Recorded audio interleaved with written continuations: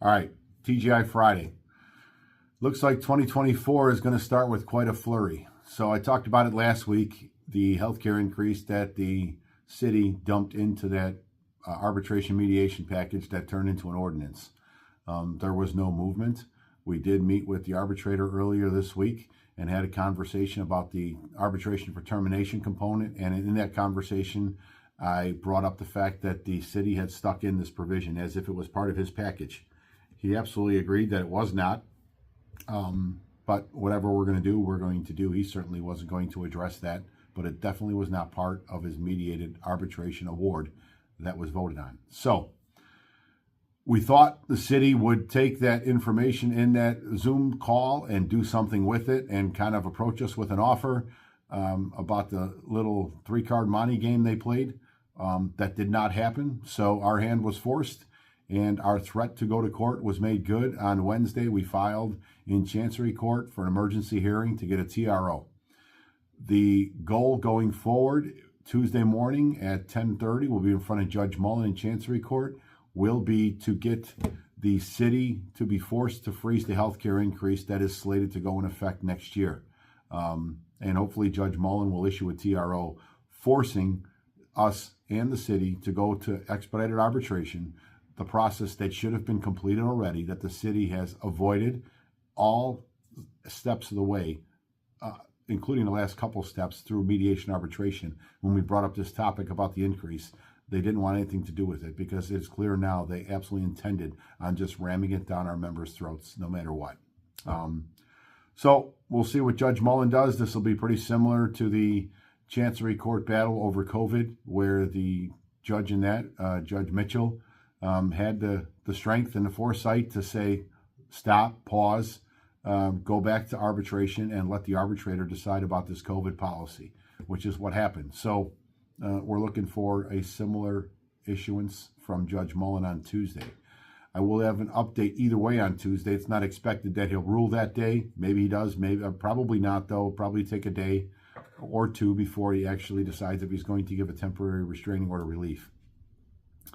But a couple other things will be addressed on Tuesday. Number one, parental leave, which is a bigger shit show than even the TRO fight for healthcare. Our stance and our agreement with the city was very clear, similar to healthcare. You're noticing a theme here? Ever since the department has become more and more civilianized under the merger of police and fire, it has become more and more inefficient, I should say. That's just the reality to all of this. So our agreement with the city and our demand in interest arbitration was that everybody be made whole. And that simply meant whatever amount of days you were been afforded January 1st of this year, you will be afforded no matter if your child had already turned 1 yet or not, once this is ratified. That was the understanding, that was the intent, that was the agreement. Now, the city's trying to say, well, the language says it's similar to PBPA, and FMLA is the ruling guidelines for all of this, and there is no provision for anybody to get Family Medical Leave Act once the child turns 1. Not our problem. And we've been going around and around. I know there's been a lot of frustration with denials coming from HR, basically telling members they're not qualified. 100% inaccurate. You are qualified for your Family Medical Leave Act. We are going to get it, your Parental Leave Act, I should say, one way or the other. There's been some suggestions to remedy this issue, but the city definitely wants the FMLA because then they get tax credits from the federal government. And God knows, you know, they need them tax credits because they like to give them away for other things. $95 million apparently for COVID money now being spent on migrants. Whole nother shit show going on with that. But hopefully Tuesday, the suggestions that we made don't fall on deaf ears and a remedy can be figured out pretty quickly here so members can be afforded that time with their family and their newborns. I'll just let you know that the Lodge's position hasn't changed. This may have been ratified 2 weeks ago, but until we have a formal understanding, that's when your clock would start as far as the calculations of how many days you're afforded with your child under this agreement. That's not going to change, so stay tuned on that. Also, There was a provision in the agreement that you could sell back your hours. You can still sell back your hours. We were kind of hoping they'd have this figured out. Shock, not really.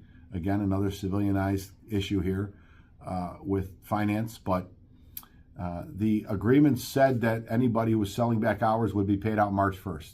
We agreed with the city that it would be March 22nd because they still don't have the form right now. And there was some conversations about, well, technically the wording in the thing says, you know, you can put in for the following year's payment, which is true. But this was about this operating calendar year to be paid in the next year's operating calendar year. And that was the purpose for March 1st. Rather than go back and forth with all this nonsense, they requested if they could push back that comp time hour payment to March 22nd instead of the 1st. We said yes. The forms should be out next week to all unit timekeepers in order for all officers to put in for how much comp time up to the max that they want to sell back. Stay tuned on that. Like I said, Tuesday there'll be an update one way or the other. Everybody have a safe weekend. Happy New Year. It looks like it's going to be quite a bumpy ride to start the new year, but nothing we're not used to. Take care. Good night.